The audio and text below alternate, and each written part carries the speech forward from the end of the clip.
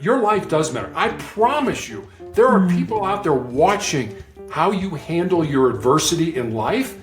Some you may know, some you may have no idea. They're watching from afar and would give almost everything they have just to walk 5 minutes in your shoes. So don't ever think your story, your situation doesn't matter. It absolutely matters. It matters to somebody else. Hopefully it matters to you as well. Welcome to Conversations That Grow, the show where we explore how the right conversations can shape our business, leadership, and even the way we see the world. I'm Sadaf Bainan, and today I'm joined by Terry Tucker. Terry is a former SWAT team hostage negotiator, cancer warrior, author, and speaker, whose life is a masterclass in resilience, mindset, and leadership. Welcome to the show, Terry. It's great to have you here. Well, it's great to be here. Thank you very much. I'm looking forward to talking with you. Awesome. Now, Terry, given everything you've experienced personally and professionally, I imagine you've had a few conversations that left a lasting mark. So, to kick us off, what's one conversation that changed the way you think about leadership, influence, or growth? I think that's a pretty easy question for me. In 2012, I was diagnosed with a rare form of cancer, a rare form of melanoma. And most people think of melanoma as too much exposure to the sun, affects the melon, the pigment in our skin. My cancer has nothing to do with that. It's a rare form that appears on the bottom of the feet, palms of the hands. Mine appeared on the bottom of my foot. And I was told in 2012 that I would be dead in 2 years, that medical science had nothing to offer me. And so I think when you're given, or at least I felt, when you're given a death sentence, how can you turn that death sentence into a life sentence? And that's really 13 years later, I'm still here through the grace of God, through some great doctors and nurses that have taken care of me, through some medicines that aren't even available to the public at this point in time. So I've been very fortunate, and we're all going to die. I think the outcome of living, loving, and laughing is that we get to die. That's life. That's the way it is. So I don't spend a lot of time worrying about the dying anymore. I spend much more time thinking about the living. That's great. That sounds very inspirational. Terry, I would love to know a little bit more about your story. So how did that, when did you find out? What happened? Everything around it. Sure. So I was a girls' high school basketball coach, and I had a security consulting business on the side. And I had a callus break open on the bottom of my left foot, right below my third toe. And initially didn't think much of it because as a coach, you're on your feet a lot. But after a few weeks of it not healing, I went to see a podiatrist, a foot doctor friend of mine. And he took an x-ray and he said, "Terry, I think you have a cyst in there and I can cut it out." And he did. And he showed it to me. And it was just a little gelatin sac with some white fat in it. No dark spots, no blood, nothing that gave either one of us concern. But fortunately or unfortunately, he sent it off to pathology to have it looked at. And then 2 weeks later, I get the call from him. And as I mentioned, he was a friend of mine. And the more difficulty he's having explaining to me what's going on, the more frightened I am becoming. Until finally, he just laid it out for me. He said, "Terry, I've been a doctor for 25 years, and I have never seen the form of cancer you have. You have this incredibly rare form of melanoma. And because my cancer was so uncommon, he recommended I go to MD Anderson Cancer Center in Houston and be treated for it." And that's what started my now 13-year legacy through cancer. Oh, wow. So where were you before? I know you went to Houston for the treatment, but where were you based? We were living in Houston at the time. Oh, right. Okay. So, yeah, I was very That's lucky. convenient. MD Anderson was like 15 minutes away from me. So, wow, that's a blessing in itself, isn't it? It was. One less thing to have to think about. So was it routine to send something like that off to the pathologist, even though there was nothing to be concerned about? I mean, there was nothing visually to be concerned about, but I think now it's just standard practice that Right. if you remove something, you just send it off to pathology because, there's that 1 in 100 or 1 in 1,000 chance that, oh, wait a minute, this is something more than just what looks like an innocuous cyst that's in the bottom of your foot. Yeah. So tell me more about when you went through that process of really understanding the weight of what he was saying to you as a friend and as a doctor. What went through your head? Like, did something shift in that moment, or was it over time? What did that look like? So I guess let me go back. When I graduated from college, my father and my grandmother, who was living with us, were both dying of different forms of cancer. And I ended up living at home for 3.5 years, helping my mom care for them as they passed away. And I had been a college athlete. I've always been physical. I've always tried to do the right things when it came to my health. And so, when my dad died, it's like every year I'm having a physical exam. Whatever test the doctor wants to do, that's what we're doing. And so I'd done that throughout my life. And then I get this incredibly rare form of melanoma. And I know I went through all the stages that we would associate with grief. First there was that denial. I can't possibly have cancer. I've done everything right in my life. And then there was sort of an anger phase. I can't possibly have cancer. I've done everything right in my life. And then there was sort of a bargaining with God. Our daughter was in high school at the time. And it was like, okay, God, let me live long enough to see her graduate from high school. And then I absolutely got to a point where I was down, I was depressed, I was feeling sorry for myself. But then I came out the other end and was like, well, this sucks, but I'm going to have to embrace the suck. I do not like the cards that I've been dealt, but I'm going to have to play these cards to the best of my ability.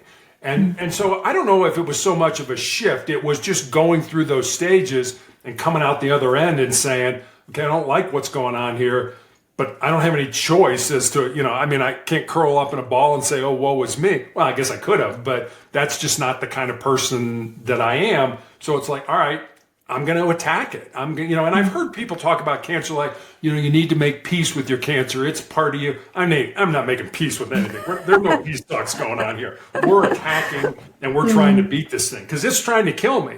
So I'm going to try to beat it back so that I can have as much time as I possibly can with my family and my friends. That's great. The stages that you talk about sound very familiar to the grief stages. Oh, absolutely. Yeah. Elizabeth Kubler-Ross's, the 7 stages of dying or 5 stages, whatever it ended up being. And yeah, that's exactly what it was. I didn't really equate it to that at the time. It was just kind of these, I was so overwhelmed. My wife tells the story. She said the oncologist, and I had a great oncologist, pulled her out of the exam room and asked to talk to her by herself, which obviously made me a little uncomfortable. But my wife relates the story better than I do. She was like, I've got to tell him that he's probably going to be dead in 2 years. How is he going to handle that? And my wife just kind of laughed at her and said, yeah, you go ahead and tell him that and see if he believes you. The thing that I found about this is that doctors, and this is going to sound kind of goofy, but this is kind of the way I look at it. Doctors are kind of like bookies in Las Vegas, the gambling mecca. They look at you based on your age, your overall health, and the stage of your cancer, and they give you odds. They say, you'll live X. But what doctors don't know is that you want to see your daughter graduate from high school. You want to see your daughter graduate from college. You want to walk her down the aisle. You want to play with your grandkids. And having something to look forward to, something that's out there and not... Because cancer just, it's in your face. It's right here. A lot of times it smothers you. You got to have something to look forward to. And I think if you do, it keeps you moving forward. It keeps you, okay, I'm willing to do that. I know this hurts. I know this is uncomfortable. But you know what? I'm looking forward to something down the road. And having that something to look forward to, I think, is incredibly powerful. I think what would have caused a lot of people to give up, it's listening to you. You've consistently chosen resilience instead. How does a leader's mindset shape their ability, then, do you think, to influence and lead others well, especially during tough seasons like this? A leader should be about supporting their troops, their team, whoever they're leading. And I'm not really leading anybody now. I don't have, I have a small LLC, but that's more for my writing and my speaking. But it's the way I look at what I do now is I have a very strong faith in God. And the way I look at how I'm leading is basically, I believe God is using my infirmity, my malignancy, to show people, I'm an outward, a visible sign to show people his love, his mercy, his grace, his power, his strength, his healing. And that's kind of the way I am. I mean, it's like, use me, God. You made me. You might as well use me, to something that's beneficial. And I get treated now every 6 weeks. Just recently that changed. I was getting treated every 3 weeks for a week at the hospital. And you could sit in the waiting room and you could look at people come into that waiting room that first time there, scared to death, kind of that deer in headlights look, just, so in their head. And I would just kind of wheel over to them and just say, hi, how you doing? And I think it's more about people saying, oh my gosh, somebody sees me. I'm not just a random patient, that's going to be part of the 100 that get treated at this infusion center every day. I'm an actual human being. And whenever I go back for my treatment, I'll always look at them. It's like, hey, I've been coming here for 5 years. These are the best nurses. They will take care of you. You are going to be okay. And you can just kind of see them, kind of deflate a little, like, oh, okay.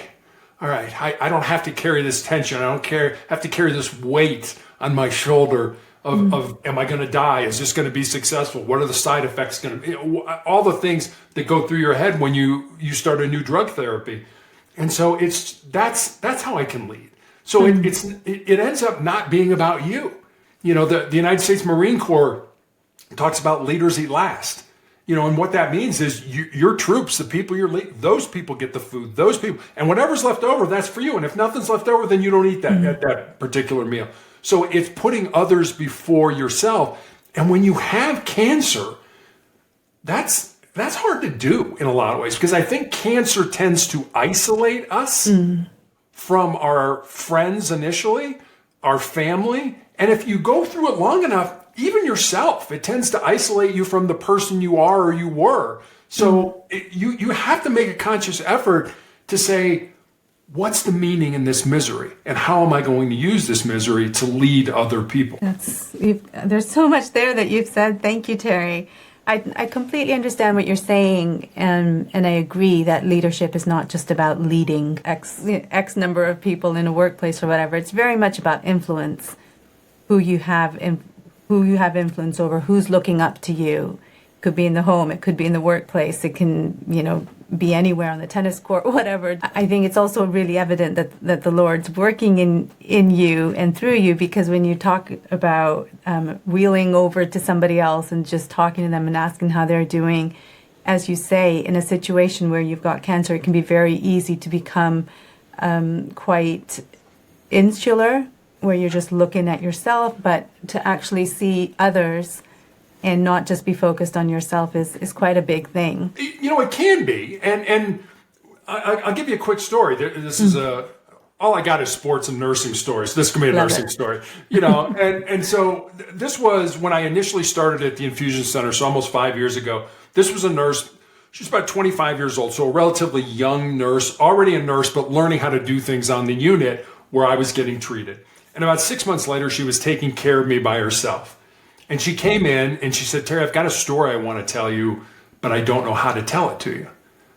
And Steve, I didn't know how to respond to that. I mean, what do you say when? And it's like, well, I hope you decide you want to tell me. It sounds like I might enjoy hearing it. So, that's how I responded. And so she's in and out for the next couple hours, and then comes in, sits down. She's like, all right, here's the deal.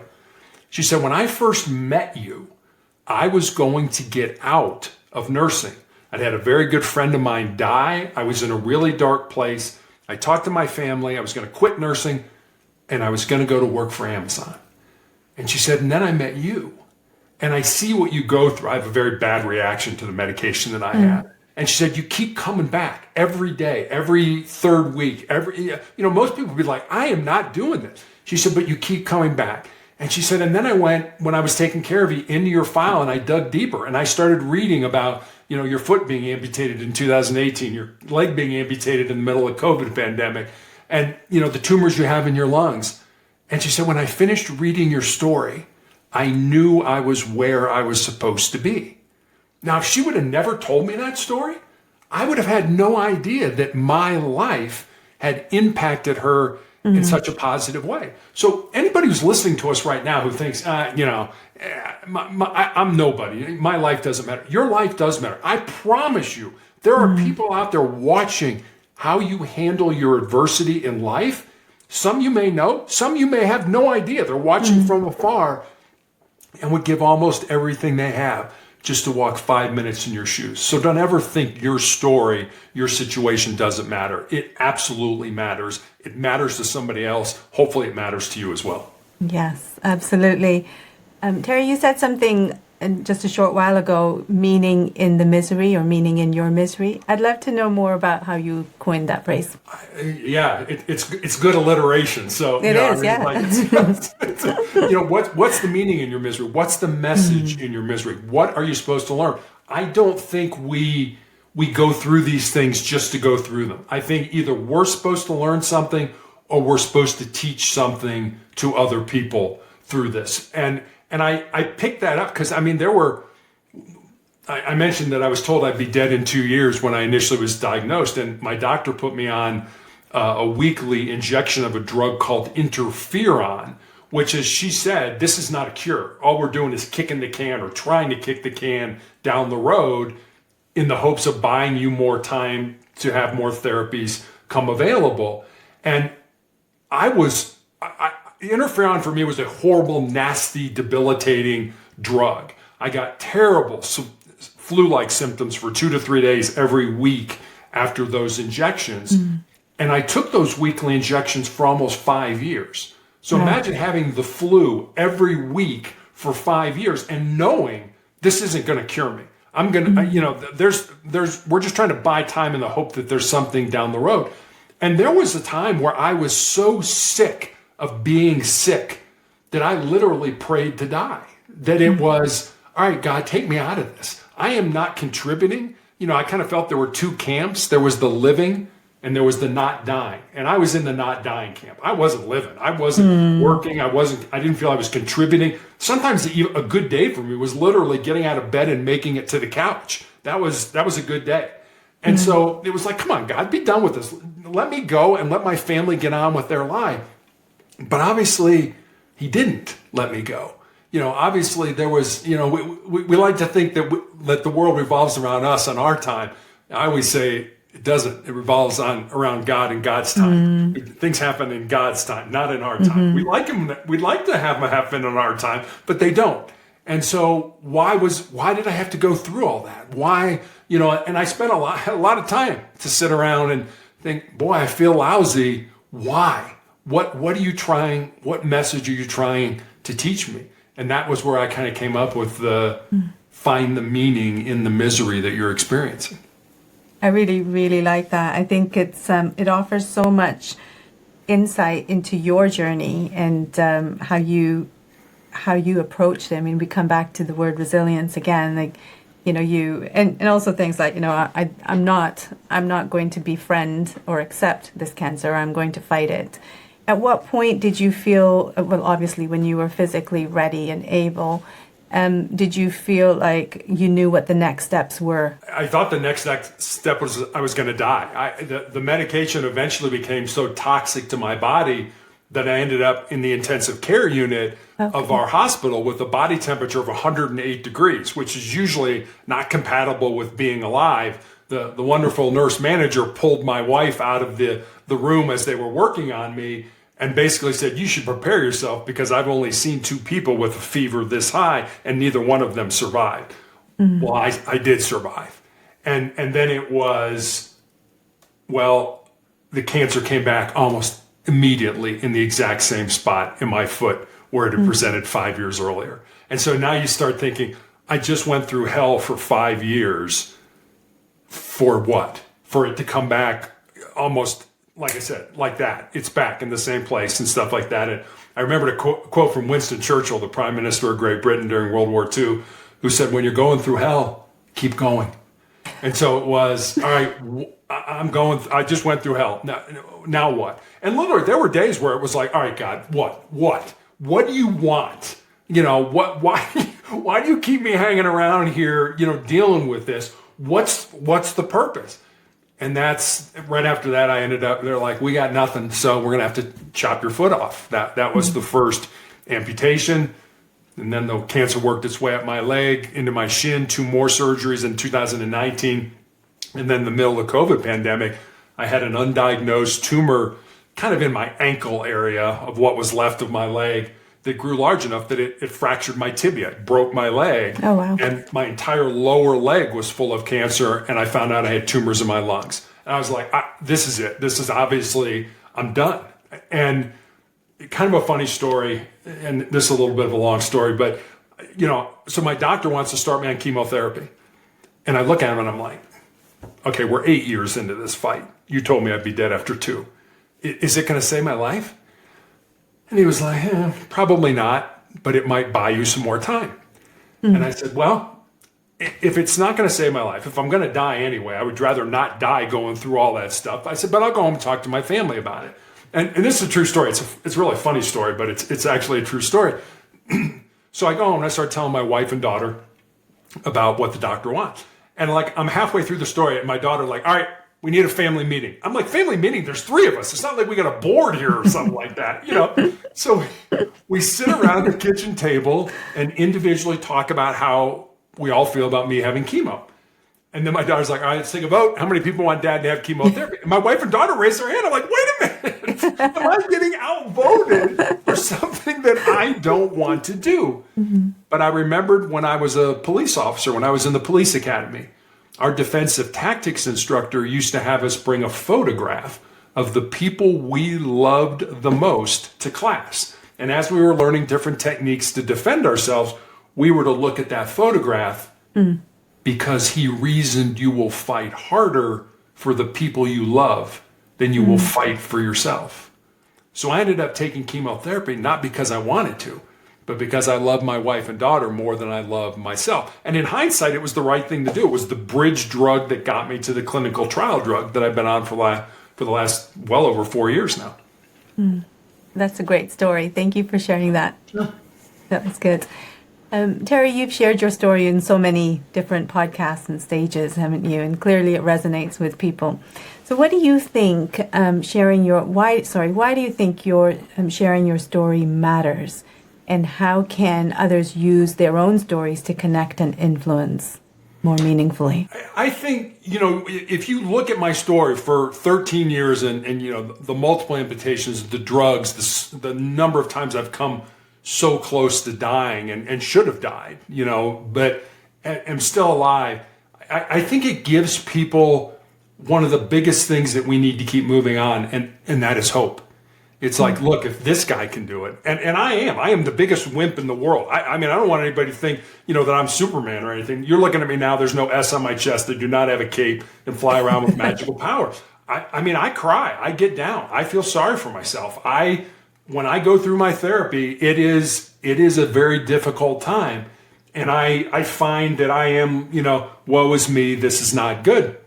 But as I mentioned a minute ago, I find a very easy way to get around that is to stop looking at me and go pick up the phone and call somebody. I've got plenty of people who have reached out to me that have cancer that I'm in touch with, or find that person in the waiting room at the infusion center and go up to them and say, how you doing? It's going to be okay. These are the great people that you're going to work with. Now, all of a sudden, I'm not focused on me anymore. I'm focused on another person. And I think that's a big part of leadership. You want to develop, the purpose of a leader is to develop more leaders. That's really, I think, a huge part of what leadership is all about, to develop more people that can also be leaders, and you can just pass the torch and things like that. So it's, that's kind of a long-winded answer to your question, but no, that's kind of the way it works for me. No, I like that. And I think you're right. You never have to, you say, instead of thinking about myself and going inward, it's better to pick up the phone. And I think you never really have to go far to find someone else who's hurting or is needing some encouragement or, a phone call from a friend. Yeah. And it doesn't have to be cancer, it could just be, somebody's down, somebody's grandmother died, or, they lost their job, or whatever, they didn't get into the school they wanted to, whatever it is, just pick up the phone Yeah, one of the things, as you mentioned at the beginning of the show, one of the things I did was I was a hostage negotiator for a SWAT team. And I actually was able to negotiate with people that were suicidal. I mean, they wanted to kill themselves. And, I used to hear from people, it's like, well, did you notice any behavior changes? Sure. Yeah, they were giving their stuff away. They were talking about death. There was all kinds of things that was out of the ordinary for them. And you would ask, well, did you think that they might be going to harm themselves or kill themselves? Yeah, I thought about that. Well, why didn't you say anything? Because I was afraid that if I said something, I would put that suggestion, that idea in their heads, into their mind. And we used to try to educate people. It's like, that's absolutely not the case. I mean, and I would do this. If I thought somebody was going to kill themselves, I would flat out ask them. It's like, hey, Bob, are you going to kill yourself? If they're not, they're going to say something like, no, Terry, you're an absolute idiot. Why would you say something like that to me? But if they are, you have just opened the door, kind of like we were talking about the person in the waiting room. Oh my gosh, somebody sees me. Mm-hmm. Somebody notices me. Somebody notices the things I'm going through. And so it would be, so they're like, if you see somebody, if you're somebody at school that's cleaning out their locker and taking all their books home, and you think that's out of the ordinary, are you okay? You're not thinking of hurting yourself. Because if they're not, they're going to say, no, I'm not going to hurt myself. I just got a lot of studying to do. But if they are, it's like, oh my gosh, somebody sees me. I'm not, I'm in a school with 1,000 people, but I feel like I'm the only person here. I'm all alone. Mm-hmm. So if you feel that, and then they're like, well, what if they start talking to me about stuff? What do I do? Just shut up and listen. That's all you got to do. You don't have to have a psychology degree or, be a SWAT hostage negotiator. Just shut up and listen. Let them talk. Let them get it out. That was one thing we did as negotiators, burn off that emotional energy, because I can't discuss solutions with you until I'm dealing with your rational brain. Your emotional brain is not going to make good decisions. Yeah. Do you think sometimes they need to hear it back? Yeah. Yeah. You need those connections. And there's a psychology professor at the University of Chicago who does this experiment, and I love this story, who does this experiment with his students. And the idea is you go out and you get on a bus, and in 3 questions, you go deep with somebody. So you get on a bus, sit down next to somebody, hey, how you doing? Oh, I'm fine. How are you? Question 1. And I'm just making this up. Yeah. Question 2, what do you do for a living? Oh, I'm a doctor. Question 3, have you always wanted to be a doctor? It doesn't matter what they answer. They could say, no, I grew up on a farm and I wanted to be a veterinarian, but X, Y, and Z happened. Or my mother was a doctor but died of breast cancer when she was 40, so I'm honoring her memory by being a doctor. Whatever they tell you, now you're deep with somebody because they're telling you their why, their mission, their purpose in life. We don't go deep with people anymore. Social media lets us stay on the surface. Everything's great. Everything's wonderful. Well, I got news for you. Everything's not always wonderful in my life. Go deep with people. Have those connections with other human beings. That, to me, is one of the greatest things I can do in my life. I like that. So what do you think, being a hostage negotiator, what do you think those experiences that you had there, what did they teach you about trust and influencing others? That's a great question, and you hit the nail on the head. And you said the magic word, and the magic word is trust. I mean, you and I, we have a previous podcast that didn't work out due to technical issues. Now we're back together. I'm dealing with a person who I've never met before, if you're talking to me and your house is surrounded by the police, you're probably having the worst day of your life.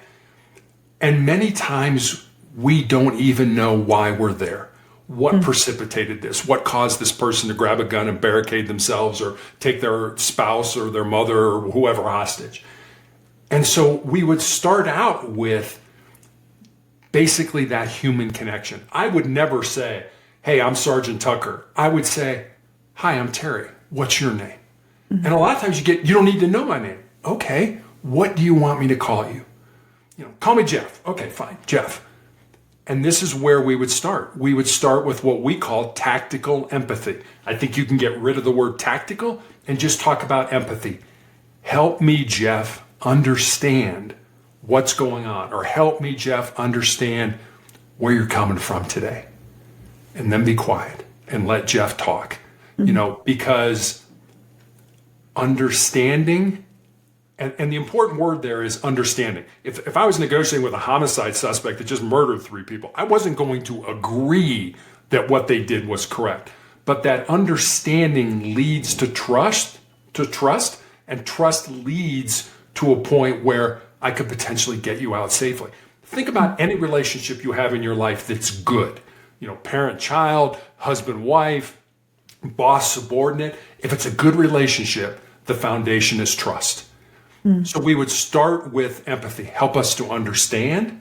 We would use how and what questions. We would stay away from why questions. And the only reason we did that is think about when you were growing up. When you messed up, when you did something goofy, what did your parents say? Why did you do that? Oh. So why questions sound for us accusatory? If I looked at you and said, hey, why did you wear that top today? Wait a minute. Does Terry not like what I'm wearing today? I can get to the same answer by saying, well, what made you decide to wear that outfit today? That's a softer question. I get the same information, but it's a softer question. So how and what questions? And the other thing I'll say is, and the reason hostage negotiation was so exhausting is you had to get down in the weeds with these people. You had to get down in the mud with them. If they're ranting and raving and yelling and screaming about their mother, and you say something, you parrot or mirror back to them, oh, you seem like you're a little upset with your mother. No, you totally missed what they're saying. You're pissed as hell at your mother, aren't you? Yes. Again, Terry gets me. He sees what I'm going through. He understands the emotion by mirroring that emotion. Again, that builds trust. That gets to a point where hopefully I can get you out safely. Yeah, some good listening skills. Very, yeah, and it's active listening. And let me give you, if you don't mind, let me give you the formula that we were given as negotiators. And I'll give you the formula, explain it to you, and then tell you why we were given it. Okay.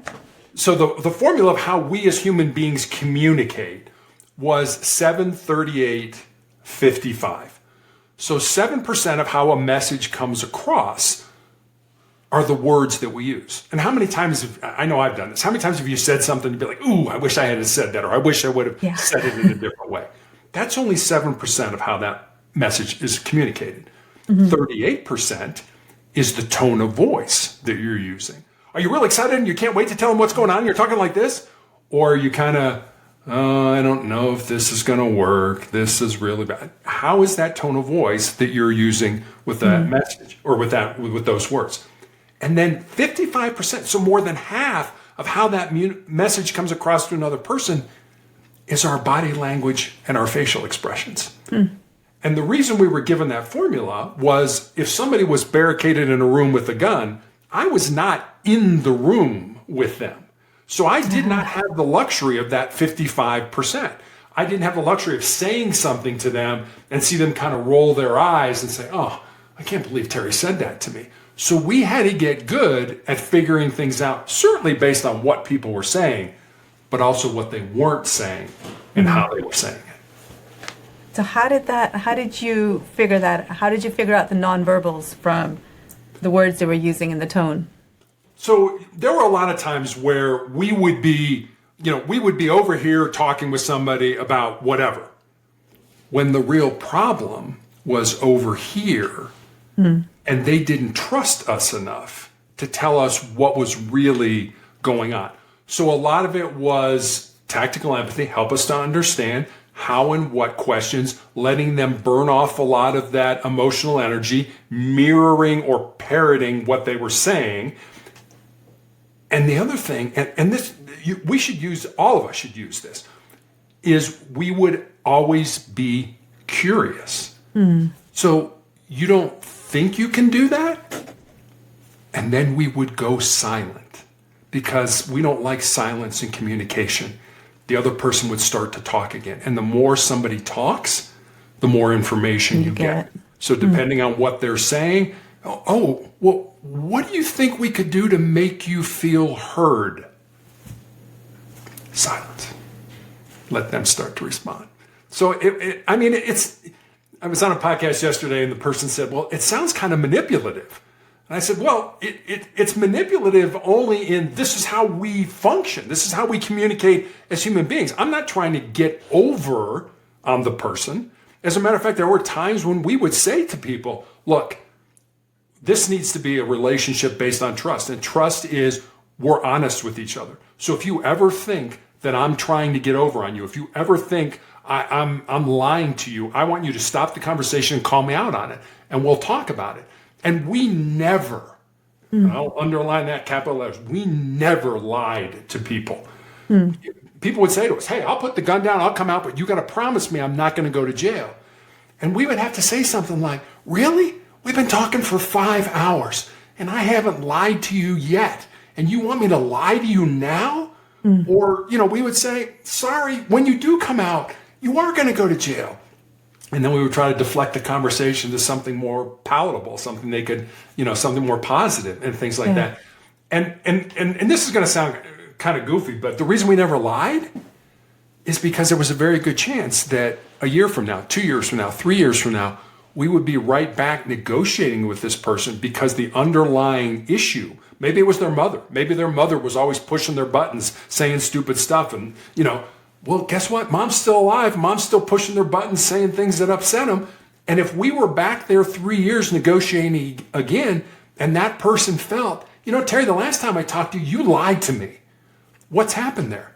Not a good relationship. He doesn't trust me anymore. I got to go away. Another negotiator's got to come in and start from ground zero. I mean, if he felt that I've been honest with him, we can start where we are and move forward in that regard. Yeah, that's fascinating.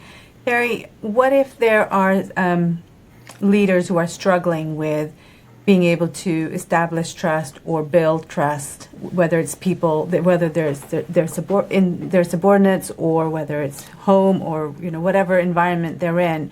What could they do to grow their impact and influence with that person? So I guess let me give you a story, and this happened to me in my work life that'll illustrate that. So let's say there's a problem at work. There's an issue. What happens a lot? Boss comes in, everybody's sitting around a conference table. Boss comes in, sits down and says, all right, here's how I see here's what the problem is. Identifies the problem. And then says, here's how I think we can fix it. Now, I'd like to hear what the rest of you think about this.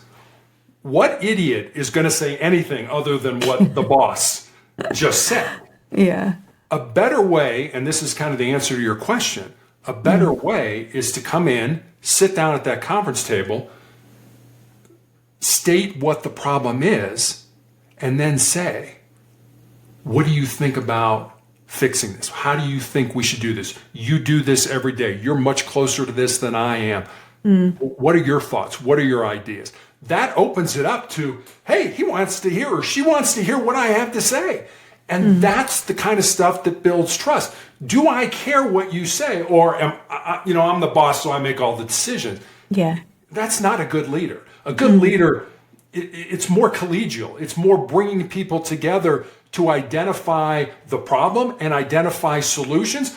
And then at the end of the day, it's the leader's job to say, all right, I've settled on this particular situation as to how we're going to handle it.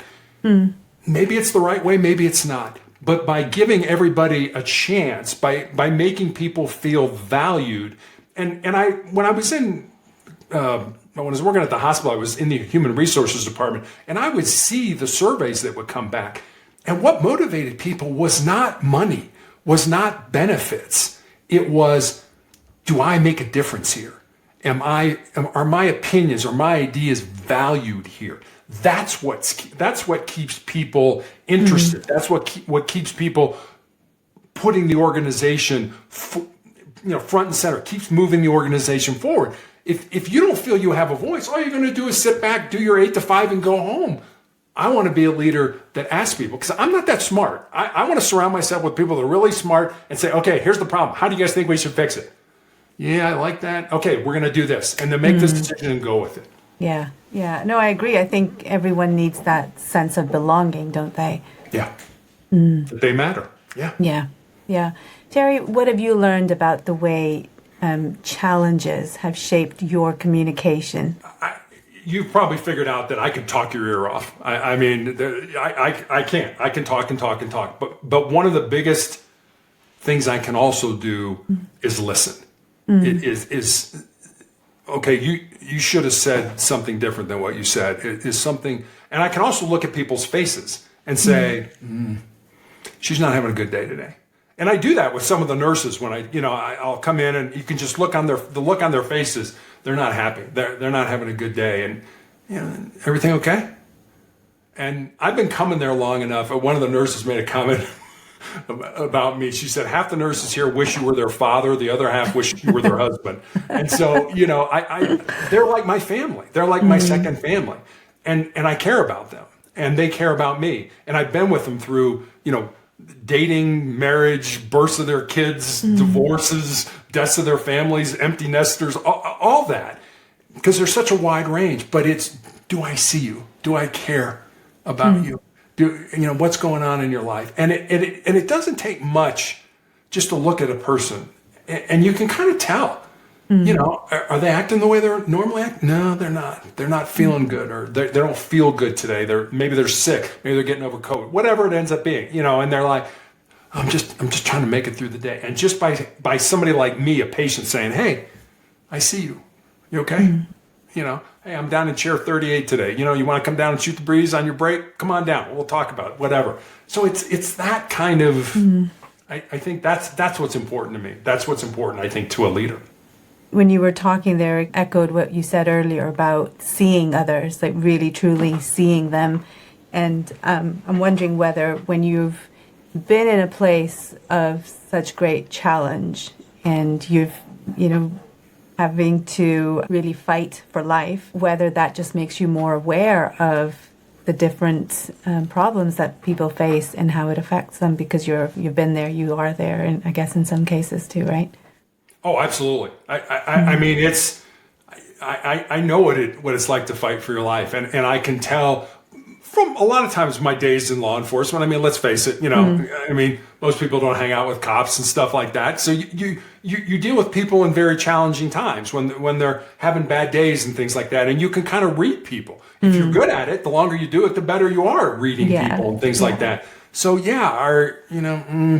I've known you for 4 years now, and you're just not acting the way I normally expect you to act. So, and maybe I step over the bounds sometimes, and you okay? Is everything all right?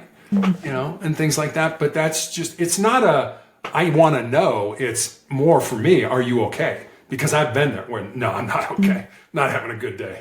I don't know if I can get through this kind of thing. So, yeah, I think having people that really can see you and really do understand you, and like how you're describing, saying to someone you don't seem yourself, I think that's a real gift to have someone like that. That's what a leader should do. I mean, that's you're not are you okay? No, I don't feel good today. All right, maybe I can put you in an assignment where it's not going to be as hard for you today. I'm going to look out for you and things like that. And then I think when it comes to a point where your subordinates, hey, I need somebody to look out for me. They're like, yeah, Terry looked out for me. It's not a quid pro quo. It's more, it's caring. It's just caring and seeing other human beings and want the best. I a lot of times talk about, and guys don't talk about love, but I talk about love a lot. And it's not love. It's not romantic love. It's not like I want to get married or anything. It's spiritual love. And I define it as willing the good of the other. I just want what's best for you. I want what you want. I want what's good for you. That's that kind of love, and expressing that to other people, regardless of your relationship, I think is at least something that's very important to me. Yeah, I see that. It's very clear in when you're talking and the stories you've been sharing. Thank you for that. Sure. Terry, is there anything else you'd like to share? I'm going to tell a story. It's going to start out kind of weird, but trust me, hang with me. It's a really good story, and it's a true story. Happened back in the 1950s at Johns Hopkins University here in the United States. There was a professor by the name of Richter who was doing an experiment with rats. And this is why, he's going to tell a rat story. Yeah, I'm going to tell a rat story. Hang with me, folks. So he wanted to see how long the average rat could tread water. And the average rat treaded water for about 15 minutes before it would sink and drown. So he did a second experiment. Different rats, put them in a tank of water that was over their head, and he watched them. And just as they were getting ready to sink and drown, he reached in, grabbed them, pulled them out, dried them off, and let them rest for a while. And then he took those exact same rats and put them back in that exact same tank of water. And the second time around, on average, those rats treaded water for 60 hours. Now think about that. The first time, 15 minutes. It's not like, you're going to flunk a test or your marriage is going to fail or your business is going to go under. You're going to die. And the second time around, 60 hours, which taught me two things. Number one, exactly what we were talking about before, the importance of hope in our lives. That if we know we're doing the right things, maybe not today, maybe not this month, maybe not even this year, but if we know we're doing the right things, there's a good chance we'll get to where we want to be or get what we want. Nothing's 100%. And the second thing it taught me was how much more our physical bodies can handle than we ever thought they could. I mean, we give up, we quit long before our bodies do because we listen to our minds. Our minds say, this hurts, this is uncomfortable, stop it. And we do. Now, don't get me wrong, I think everybody has a breaking point. But that breaking point is so much further down the road than we ever give ourselves credit for. Like I say, we quit, we give up, we give in long before our bodies say, I can't do it anymore. And the reason we do that is because our minds tell us it hurts, and it's our mammalian brain kicking in saying, hey, don't do anything. Don't do anything that might hurt you. Sit back. But we know the only way we grow, the only way we develop, the only way we get better at anything is we step outside those comfort zones and we do things that make us uncomfortable. I love that. How do you train your mind to not give in? That's a great question, and I will give you what I do, and I do this every single day of my life, and I would recommend it for everybody. Do one thing, at least one thing every day that scares you, that makes you nervous, that makes you uncomfortable, that's potentially embarrassing. It doesn't have to be a big thing. But if you do those small things every day, when the big disasters in life hit us, and they hit us all, we lose somebody who's close to us, we unexpectedly get let go from our job, we find out we have a chronic or a terminal illness, you will be so much more resilient to handle those things than those people who never step outside their comfort zones or never do anything uncomfortable. I like that. Thank you, Terry. Thank you very much. This has been really great. I really appreciate you sharing with us. Well, thanks for having me on. I really enjoyed talking with you. No, my pleasure. Terry, before we wrap up though, where can our listeners contact you and learn more about Motivational Check? Sure. So you can reach out to me at motivationalcheck.com. That's kind of my website and my blog. I've got all kinds of stuff on there, but I love hearing from people. So please reach out at motivationalcheck.com. Awesome. Terry, thanks again for your time and for bringing such value to the show. And for those tuning in, thank you for joining us. You'll find all the links and details for Terry in the show notes. And if you're someone who wants to grow your business through conversations on a podcast but doesn't have the time to manage all the moving parts, I can help you with that through PodJunction, where we help leaders launch and grow strategic, done-for-you podcasts that build trust and expand influence. If that sounds like something you've been thinking about, head over to podjunction.com and book a free discovery call or reach out to me on LinkedIn. My details will also be in the show notes. I'd love to hear what you're working on. So from Terry and from me, thanks for listening, and I'll see you next time.